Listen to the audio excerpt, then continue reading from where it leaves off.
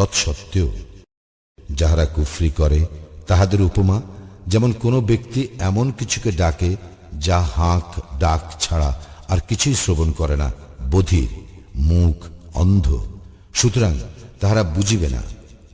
হে মুমিনগণ, তোমাদেরকে আমি যেসব পবিত্র বস্তু দিয়াছি তা হইতে আহার করো এবং আল্লাহর নিকট কৃতজ্ঞতা প্রকাশ করো, যদি তোমরা শুধু তাহারই ইবাদত করো। নিশ্চয় আল্লাহ মৃত জন্তু, রক্ত, শুকুর মাংস এবং যাহার উপর আল্লাহর নাম ব্যতীত অন্যের নাম উচ্চারিত হইয়াছে তাহা তোমাদের জন্য হারাম করিয়াছেন। কিন্তু যে অনন্য পায় অথচ নাফরমান কিংবা সীমা লঙ্ঘনকারী নয়, তাহার কোনো পাপ হইবে না।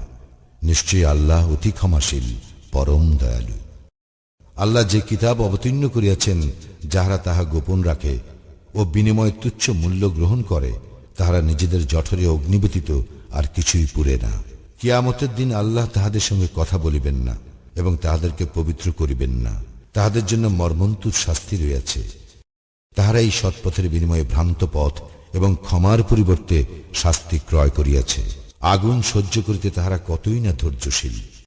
ইহা এই হেতু যে আল্লাহ সত্য সহ কিতাব অবতীর্ণ করিয়াছেন এবং যাহারা কিতাব সম্বন্ধে মতভেদ সৃষ্টি করিয়াছে, নিশ্চয়ই তাহারা দুস্তুর মতভেদে রইয়াছে। পূর্ব এবং পশ্চিম দিকে তোমাদের মুখ ফিরানোতে কোনো পুণ্য নাই, কিন্তু পুণ্য আছে কেহ আল্লাহ, পরকাল, ফেরেশতাগণ, সমস্ত কিতাব এবং নবীগণে ঈমান আনয়ন করিলে এবং আল্লাহর প্রেমে আত্মীয় স্বজন, পিতৃহীন, অভাবগ্রস্ত, পর্যটক, সাহায্য প্রার্থীগণকে এবং দাস মুক্তির জন্য অর্থ দান করিলে, সালাত কায়েম করিলে ও জাকাত প্রদান করিলে এবং প্রতিশ্রুতি দিয়া তাহা পূর্ণ করিলে, অর্থ সংকটে, দুঃখ ক্লেশে ও সংগ্রাম সংকটে ধৈর্য ধারণ করিলে, ইহারাই তাহারা যাহারা সত্যপরায়ণ এবং ইহারাই মুত্তাকি। হে মুমিনগণ, নিহতদের ব্যাপারে তোমাদের জন্য কিসাসের বিধান দেওয়া হইয়াছে। স্বাধীন ব্যক্তির বদলে স্বাধীন ব্যক্তি, কৃতদাসের বদলে কৃতদাস ও নারীর বদলে নারী।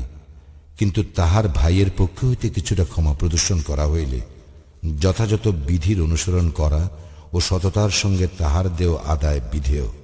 ইহা তোমাদের প্রতিপালকের পক্ষ হইতে ভার লাঘব ও অনুগ্রহ। ইহার পরও যে সীমা লঙ্ঘন করে তাহার জন্য মর্মন্তুদ শাস্তি রইয়াছে। হে বোধ সম্পন্ন ব্যক্তিগণ, কিসাসের মধ্যে তোমাদের জন্য জীবন রইয়াছে, যাহাতে তোমরা সাবধান হইতে পারো। তোমাদের মধ্যে কাহারও মৃত্যুকাল উপস্থিত হইলে সে যদি ধন সম্পত্তি রাখিয়া যায়, তবে ন্যায়ানুগ প্রথা মতো তাহার পিতামাতা ও আত্মীয় স্বজনের জন্য ওসিয়াত করার বিধান তোমাদেরকে দেওয়া হইল। ইহা মুত্তাকিদের জন্য একটি কর্তব্য।